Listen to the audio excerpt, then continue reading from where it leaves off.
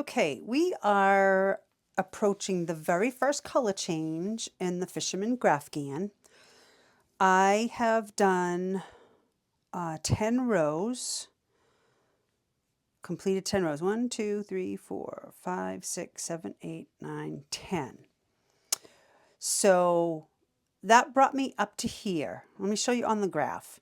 So your odd rows, you're going to end at the bottom here.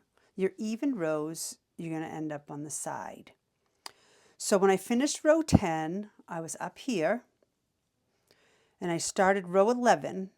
So I did 1, 2, 3, 4 blue pixels. The fifth one is going to be black, and then the rest of the row will be blue. I really like charting it, and I use a ruler, and it shows me. I'm more of a visual person. Now the written pattern, row 11, will say, I called it water blue, 4 squares, a black, and then 6 more water blues, so that's a total of 11 squares.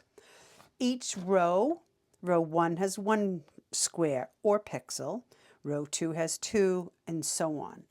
So I'm going to show you how to join your yarn, and as you get more into the design, you might have multiple, well, you'll have multiple colors going on at the same time.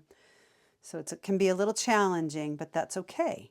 You can do little tiny balls of yarn, or just keep the whole skein going. Don't cut your yarn. So when we join the black, I'm going to leave it. I'm going to finish this row of blue. I'm going to do the blue on row 12. As I come back here, I'm going to drop the blue, pick up the black again. So that's how that'll be. So now I'm going to join with the black.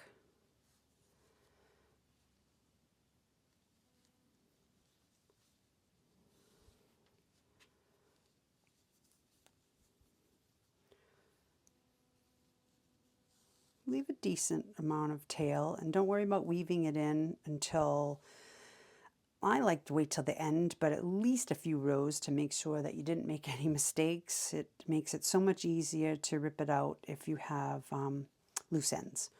Okay, let's chain 2.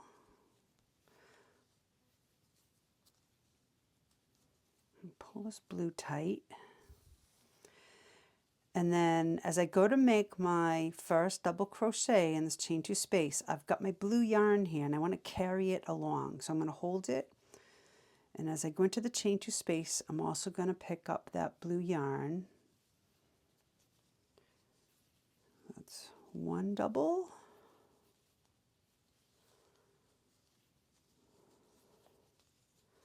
Two and 3.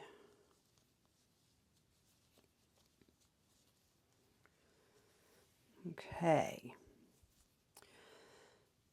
So when I go to do the pixel to slip stitch into the next one, carry this blue yarn, make it easy to pick up for the next square.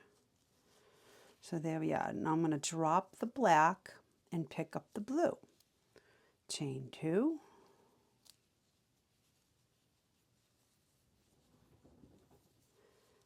Two. And then leave the black behind. Do your 3 doubles.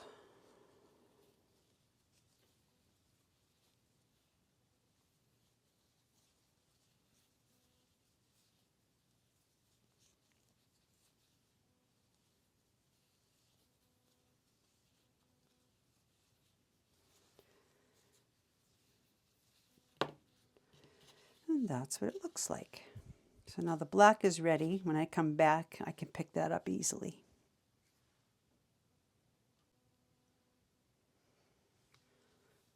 So I finished row 11.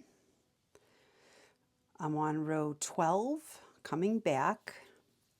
Row 12 is 7 squares. 1, 2, 3, 4, 5, 6. My 7th square.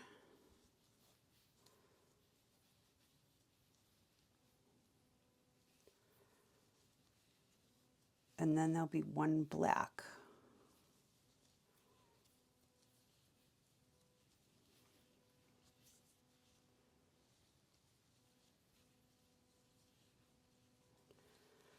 Okay, so we want to take the black.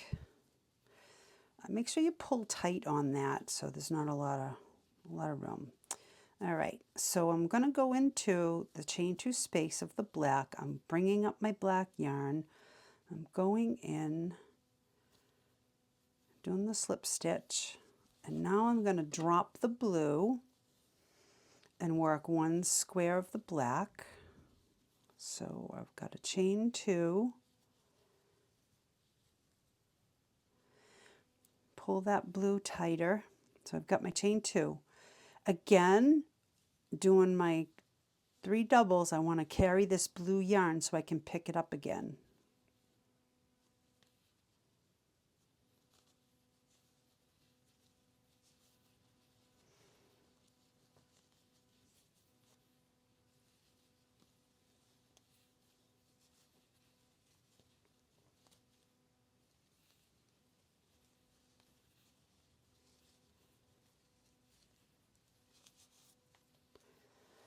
All right, so I'm going to put my black down for a minute here. Just pulling my blue yarn to make sure there's not a lot of slack in there. It's my tail from the previous. So now we're going to go in the chain 2 space to do the slip stitch. I'm bringing up that blue yarn, pull tight. Now drop the black, grab your blue, chain 2.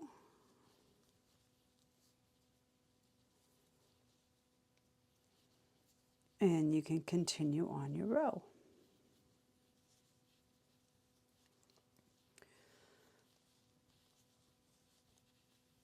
So that's the gist of color changing. What I suggest, they don't all end the way the patterns go. You might want to look ahead sometimes to the next row to see where you have to pick up, how far you have to carry, or maybe it's a skipped row, that kind of thing. So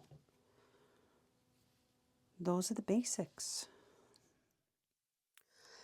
Okay, I thought I'd check in after I made a little bit of progress on this. This is where I've gotten the water edge, starting the leg here, getting to the upper part of the fish, into a couple rows of the greenery. So when we talked last, I was showing you how to join a new color and carry the color through. I was carrying the blue, and this is what can happen. You'll see the color through in some cases. So what I'll end up doing is using, when I tie in my ends, I'll kind of strategically tie them in and run them through those areas so that you won't see it as much. When I get to wider sections where there's more squares of color in a row, I'll just start a new skein or a new color. Like on the black, I'm actually running both ends. So I was running one for the fish, and then down here in the leg, I figured I'd pull through the other end. The skein's big enough I can do that, and I only have a little bit more of the fish left. So with the blue, I'm running some down here, get the ball away, some blue here, and then some blue here. This one I'm done with, and then the green. The other thing, so, things can get a little messy and tangled. So trying to stay organized can be a little challenging. So I use a tray, and I'll just reorganize as I flip the project over, start a new row. And it also comes in handy if you want to move around. So, from another room to another room while you work on your project. Good luck with that. So, hey, how much fun would it be if there wasn't a little bit of a challenge? So I hope you're having fun and things are coming along nicely for you.